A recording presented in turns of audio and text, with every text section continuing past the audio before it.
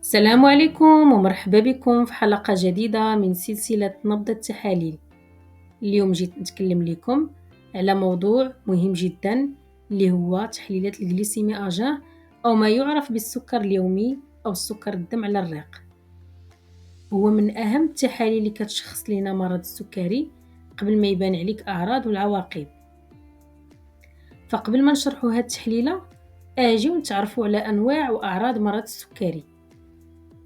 فهو راه مهم جدا تعرف هذه المعلومات اللي تقدر تشاركها مع الناس الآخرين لتعم الفائدة.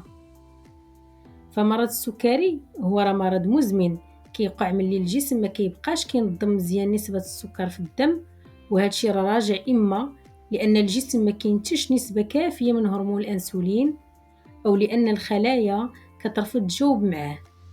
فالأنسولين هو اللي كيساعد السكر يدخل للخلايا باش يعطينا الطاقة، وفي حالة إلا ما خدمش مزيان كيبقى السكر طالع في الدم، وهذا راه في حد ذاته أمر مضر بالصحة.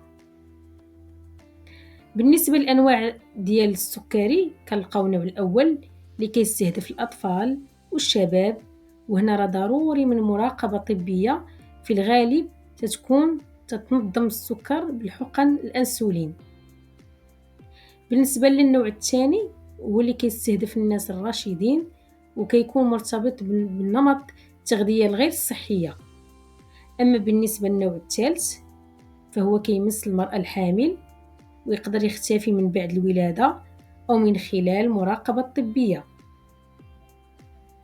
فأجيو نتكلموا شوية على الأعراض ديال مرض السكري، فراه مهم جدا أنكم تعرفوها. فمن بينها العطش الدائم رغم شرب الماء، فملي كتحس براسك ديما عطشان وكتشرب الماء بزاف فراه هذا راه من أعراض المرض السكري.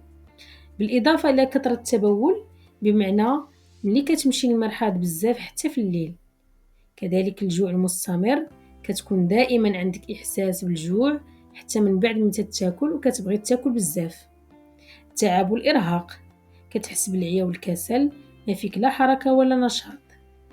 نقص في الوزن بلا سبب واضح، كتضعف وكتنقص الوزن رغم أنك تتاكل مزيان. تشويش في البصر، كتشوف الصورة ماشي واضحة بحال الضبابة قدام عينيك. الجروح كتطول باش تبرى، فإذا كان عندك جرح صغير راه كيحتاج واحد الوقت طويل باش يبرى ليك. التنميل أو الوخز في اليدين والرجلين بحال شي كهرباء ولا نمل كيدور لك في صبعان رجليك أو يديك.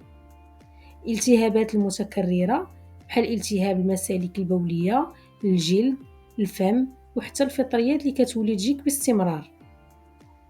هنا راه حاولت نوصل لكم جوج الأعراض اللي مهمة في حالة إلا كنتي مصاب بداء السكري. فكل هاد الأعراض كتخلينا أننا نديرو تحليل ما يسمى بالجليسيمي أجان أو ما يعرف بالسكر اليومي أو السكر الدم على الريق. فإذا كنتم كتحسوا بهاد الأعراض فما بها باس أنكم تمشيو لشي أقرب مختبر وتطلبوا تحليل ديال هاد الجليسيمي أجان. فراه هو تحليل بسيط جدا كيدار باش نعرفوا شنو نسبة السكر الجليكوز في عينة من الدم ديالنا في لحظة معينة، خصوصا قبل الأكل أو بعد الأكل. وهاد التحليلة راه كتعاون بزاف تاع الناس اللي عندهم مرض السكري باش يراقبوا روسهم كل نهار ويعرفوا واش السكر طالع أو نازل. فكاينين نوعين من تحليلات السكر في الدم اليومي.